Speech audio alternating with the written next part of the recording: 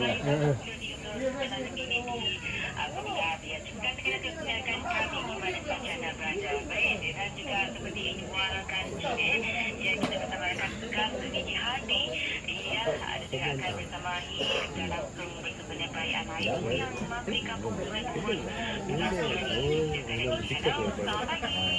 Ika, hello selamat pagi Katie. Aku baik saja. Macam wala Katie. Tengok saya dah cakap Mamri ni. Boleh jawab ke? Boleh jawab ke? Dah makan ke belum? Dah makan ke belum ya? Belum lagi. Wala jawab wala macam tu. Okey. Okey, baik. Dan juga bersama hari ini ya.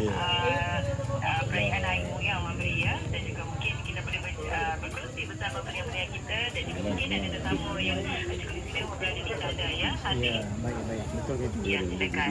Terima kasih Katie yang ada di Konti HFM ataupun Katie ataupun DJ Katie Bar. Baik, untuk hari ini saya berada di kampung orang asli Sungai Bumbun, Pulau Keri. Hari ini 10 hari bulan Mac 2024 merupakan hari perayaan Aik Moyang ataupun dalam bahasa Melayu Hari Moyang. Hari untuk kita sebagai hari berterima kasih ataupun Thanksgiving lah kalau dalam bahasa Englishnya ya, atas rezeki yang kita dapat sepanjang tahun dalam kebudayaan, ruang lingkup kebudayaan masyarakat Suku Mamri. Baik, saya berada di sini untuk melihat dekat lah Katie sebenarnya ya, samping melihat upacara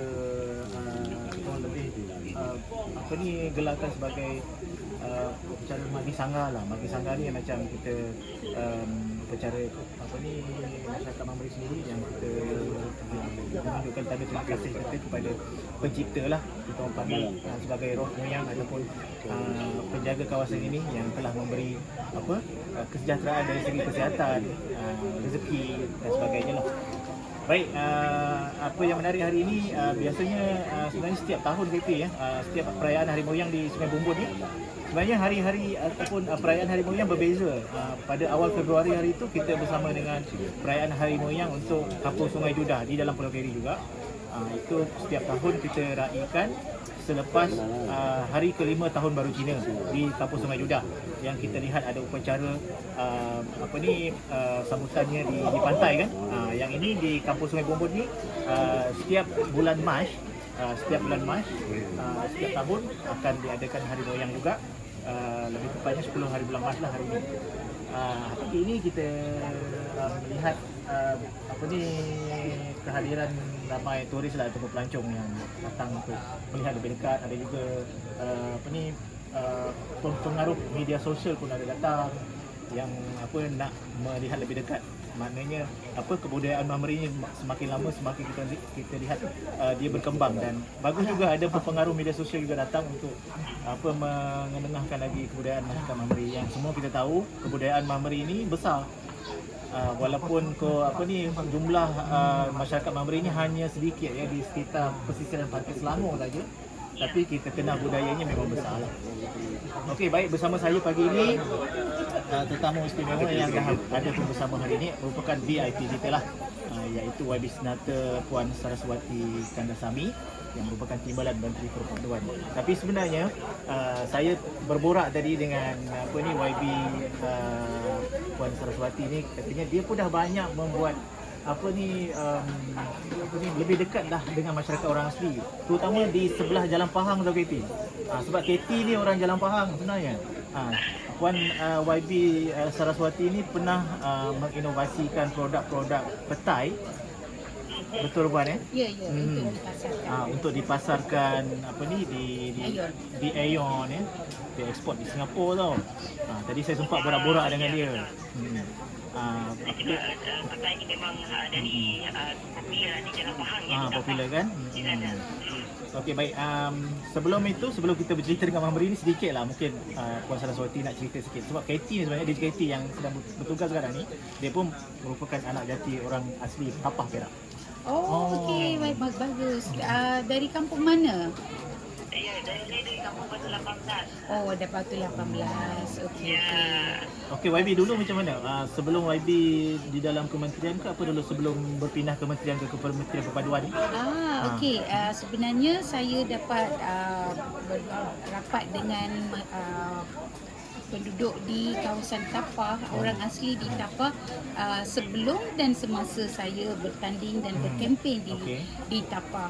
Jadi selepas daripada itu saya telah tubuhkan satu bilik gerakan untuk saya untuk terus berkhidmat untuk rakyat di Tapah, khususnya orang asli, sebab semasa saya berkempen, saya masuk ke kawasan perkampungan, saya dapati ada potensi tinggi untuk mempasarkan hasil-hasil produk orang asli yang mana mempunyai nilai tinggi seperti petai. Petai adalah hasil hutan untuk orang asli yang hanya dijual di tepi jalan, jadi nilai dia banyak kurang. Jadi apa yang saya dapat usahakan semasa saya di Kementerian Pembangunan Usaha sebelum ini adalah dengan kerjasama Persatuan usahawan dan koperasi, sebab di bawah kita juga ada koperasi ya. Jadi bersama dengan koperasi orang asli Pos Musuh, kita dapat macam petai itu dipetik, lepas dipetik kopek dan dijadikan sebagai satu dibuat package dengan jenama orang asli. Dan persatuan berjaya untuk berbincang dengan Aeon untuk membeli petai itu. Jadi lepas kopek mereka juga buat petai jeruk. Jadi semua ni telah menambahkan nilai harga jualan dan mereka dapat dan Jaguar Perak pun sangat bekerjasama dengan kita dengan memberi ruang sebagai pusat pengumpulan. Jadi di situ kita dapat menyediakan satu pusat pengumpulan untuk rakyat, untuk orang asli selepas membungkus untuk meletakkan, dan Aeon akan membeli dan meletak di pasar raya Aeon. So ini adalah satu saluran jualan yang kita buat terus daripada orang asli yang memetik ni petai terus ke pasar raya. Ini akan memberi satu pulangan yang lebih tinggi kepada masyarakat orang asli yang sedang berusaha dalam jual. So ini adalah satu-satunya usaha yang saya sempat buat. Saya telah membuat beberapa rancangan untuk tahun ini, tetapi saya telah kini diletak di bawah Kementerian Perpaduan, dan walaupun saya tidak dapat meneruskan dengan program-program yang saya telah usahakan sebelum ini, tetapi saya kini percaya di bawah kementerian ini pun kita dapat membangunkan semua usaha-usaha itu sebagai usaha komuniti tempatan, dan juga so kita ada caranya untuk meneruskan.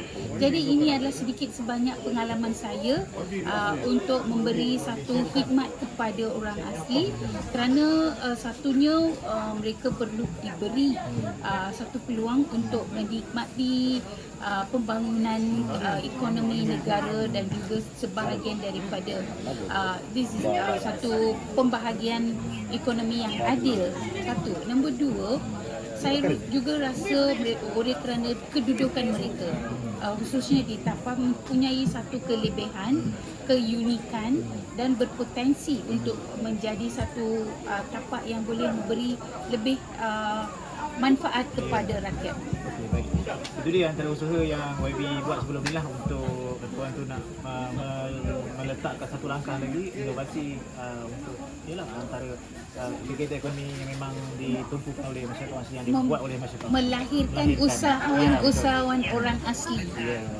Okey, baik, untuk hari ini ya KP ya, YB kita Puan Saraswati ialah satu untuk berkelapangan untuk hadir atas jemputan yang beradat ni Batin Sidin Bujang ke Kampung Wasi Cibungkun, antara baik kita lah yang dia datang yang pun hadir dan untuk melihat apa ni kebudayaan masyarakat Mabri. Untuk hari ini YB apa perasaan YB lah? Mungkin kali pertama rasanya sampai. Ya, saya rasa teruja sebab apabila saya datang sini, saya sebelum ini saya hanya difahamkan saya akan mengambil bahagian satu majlis sambutan perayaan Hari Nenek Moyang.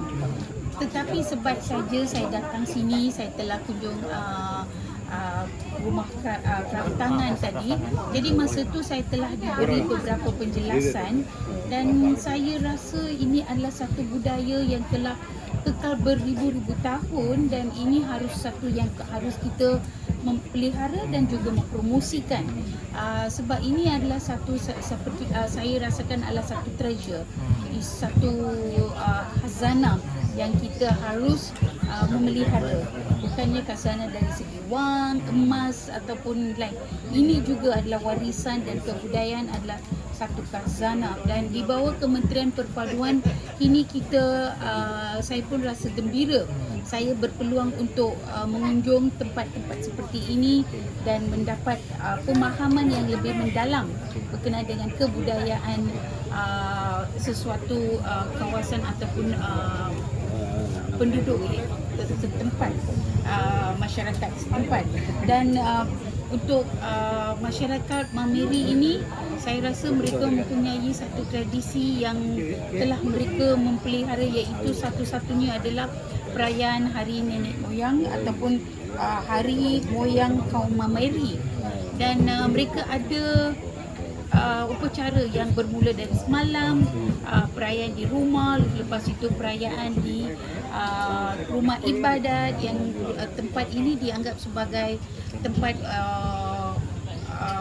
nenek moyang yang menjaga kampung ini. Ini satu kepercayaan yang kita tidak boleh meremehkan. Dan saya rasa seperti yang saya katakan, saya rasa teruja untuk melihat, memahami begitu mendalam kepercayaan mereka dari segi perayaan hari ini. Okay, baik YB, masa sebenarnya tak cukup masa ni. Kita terpaksa kembali ke tugas kita. Tapi apa pun, sebelum kita menutup tirai lah. Terima kasih YB kerana bersama dengan kami di HFM berkongsikan perasaan YB dan juga usaha YB buat sebelum ini untuk masyarakat orang asli lah. Tapi apa harapan sebelum kita menutup tirai dan kembali ke RTM Kasaburi? Okay. Mungkin YB boleh saya difahamkan kawasan ini akan dibangunkan untuk pelabuhan, ada rancangan. Walaupun itu adalah satu keperluan masa, tetapi saya akan cuba untuk membuat satu laporan kepada kementerian untuk diangkat supaya kebudayaan ini dipelihara dalam apa juga keadaan. Kebudayaan ini harus dipelihara dan bersama dengan saya adalah Encik Hali yang juga banyak kenal dengan orang-orang di sini dan saya akan kongsikan lagi apakah keperluan-keperluan mereka di setempat ini supaya kita dapat bekerjasama untuk memelihara kebudayaan ini. Okay, terima kasih YB kerana bersama-sama kami di HFM. Semoga YB enjoy dan juga cara ini dan kita sama-sama menghargai lah kebudayaan dan warisan masyarakat kita. Tak kisah suku kaum apa, tak kisah daripada dia bilang bangsa dan agama yang mana pun. Terima kasih baby. Terima kasih. Okey Katie, itu saja perkongsian saya. Rasanya agak lama sedikit, minta maaf Katie kerana mengganggu anda pagi ini.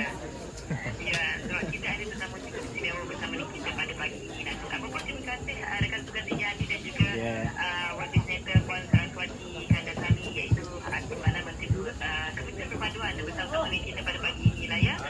Ya. Okey baik, jadi apa pun semoga sahabat kita untuk KI apabila pada saya dan juga terus bersama di Asyik FM Moy dan juga yang mungkin berada di sana bersama rekan tugas juga yang lain iaitu bersama DJ Vicky juga yang berada di sana. Semoga iaitu aktiviti yang dilakukan di sana ya betul-betul Hari Moyang ya dan juga tetap punya hati. Jadi apa pun